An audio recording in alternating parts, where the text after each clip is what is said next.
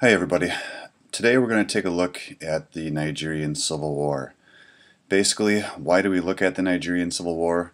Well, it has to do a lot with some of the problems that are still in Nigeria today. So, some quick Nigerian facts. There's about 140 million people. This makes Nigeria the largest African nation. It's also one of the most resource-rich African nations.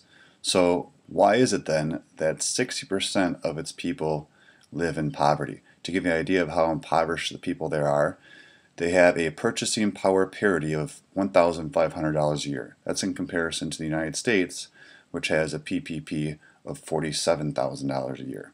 So when you guys may be asking yourself, okay, well, what's PPP? This is a big AP Comp term. We'll be using this to compare the other 6 nations to the United States.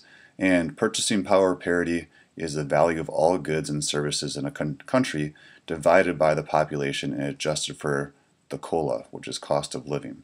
So in other words, it is all the goods and services that a country gets, and you divide it by population, and you say, okay, well, basically the standard of living here is, for example, Nigeria is lower than the standard of living in the United States for purchasing something, let's take like a Snickers bar in Nigeria and in the United States. A Snickers bar would be more expensive in the United States than in Nigeria. So you can see the purchasing power is even worse in Nigeria than in the United States.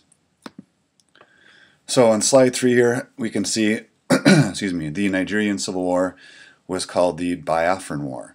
Now, why was it called the Biafran War? Well, basically it had to do with Biafra, which was a region in Nigeria that split away. More on that later. So during this war, no war is really a good war. Millions of children starved, mostly in the area of Biafra, and this war broke out quite a while ago. It broke out July 6th of 1967. Here you can see some of the pictures that Life magazine took of the war as it was going on in the bottom left right hand corner. So like I said, why do we study this war? Why even worry about it? Well, many of the problems that caused the Civil War in 1967 are problems that still plague the nation today. So your lesson objective, after looking at this 5-minute PowerPoint presentation, is to be able to identify the 3 main problems that led to the Nigerian Civil War and also be able to explain how these 3 problems still hamper Nigeria today.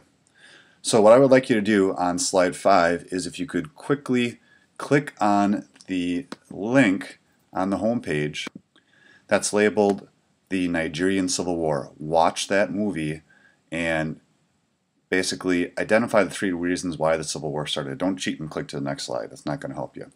Alright, so go on my page. If you're not there already, pause this PowerPoint slide and click on the movie The Nigerian Civil War. So after watching the movie, you should have gotten the 3 factors that you see on the next slide, slide 6. And like I said, please watch the movie. It's really good little intake into why the Nigerian Civil War started off. And these 3 factors are cleavages, colonialism, and a weak state. All big AP Comp terms. So the first one, cleavages, are factors that separate groups within a society. So cleavage is separation. Separation could be anything from ethnic separation to a cultural separation, historical separations, religious separations, even geographic separations. Right, these are all different separations that you see with cleavages. The big one that we're going to focus in on here in Nigeria is ethnic. More on that later. The second reason had to do with colonialism. Well, basically Great Britain controlled Nigeria all the way until 1960.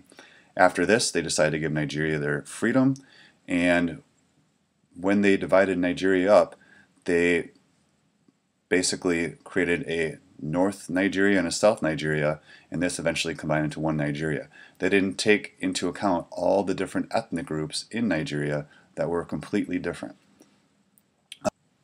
And finally, Nigeria is what would be considered a weak state. Because Nigeria is so weak, there's lots of corruption in Nigeria. And this has led to a winner-take-all policy when it comes to elections. Let's say that the Husan Fulani in the north win the election while the Igbos and Yorubas and other ethnic groups are left out in the cold.